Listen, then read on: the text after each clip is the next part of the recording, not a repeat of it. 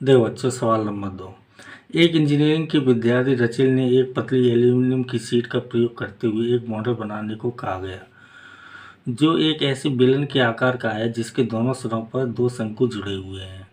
इस मॉडल का व्यास 3 सेंटीमीटर है और इसकी लंबाई कितनी है? 12 सेंटीमीटर। यदि प्रत्येक शंकु की ऊंचाई 2 सेंटीमीटर है, तो रचिल द्वारा बनाए गए मॉडल में अंतर्निविष्ट हवा का आयतन ज्ञात कीजिए। यह मान लीजिए कि मॉडल के आंतरिक और बाहरी विमाएं लगभग बराबर है।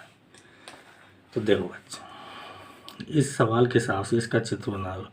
एक बेलन है, बेलन मान लो ये बेलन है आपके साथ। ठीक है बच्चों, बेलन आप जानते हो इस टाइप का होता है। लेटा हुआ बना लिया, आप चाहो तो खड़े भी बना सकते हो। और इसके दोनों ओर शंकु लगे हुए हैं, यानी कि ये शंकु ऐसा ही होता है। और लेटा हुआ चित्र है तो लेटा हुआ ही शंकु बनेगा। ठीक है, अब इसके हिसाब से पढ़ो। इस मॉडल का व्यास कितना है? 3 सेंटीमीटर है इस मॉडल का व्यास। तो व्यास यही होता है वृत्त का। तो वृत्त की त्रिज्या और बेलन की त्रिज्या, दोनों की त्रिज्या यही हो जाएगी 3/2, क्योंकि व्यास 3 है तो त्रिज्या आधी होती है। तो शंकु की त्रिज्या r बराबर 3/2 सेंटीमीटर। ये समझ में आया? मॉडल का व्यास 3 है, त्रिज्या क्या आधी होती है, और बेलन की त्रिज्या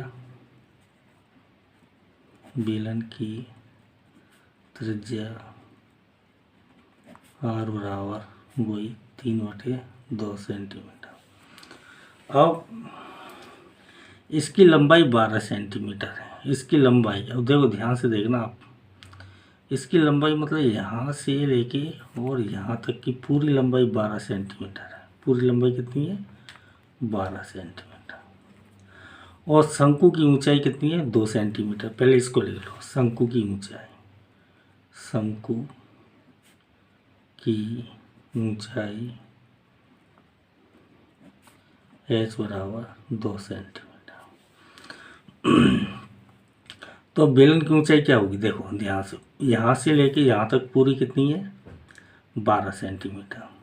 और शंकु की ऊंचाई क्या है? शंकु तो यहाँ से, तो शंकु की ऊंचाई ये 2, वो इधर भी ये 2, तो 2 और 2 4 कम हो गई।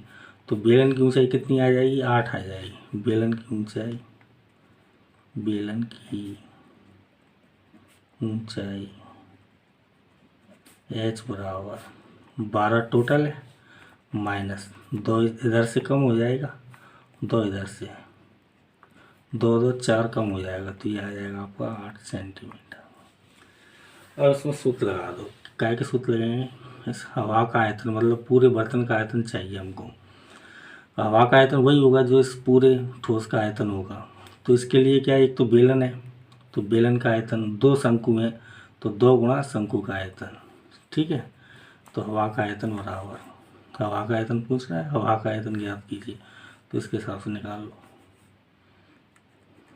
हवा का आयतन बराबर बेलन का आयतन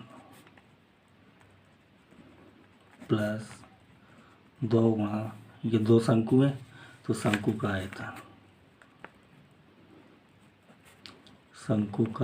आयतन।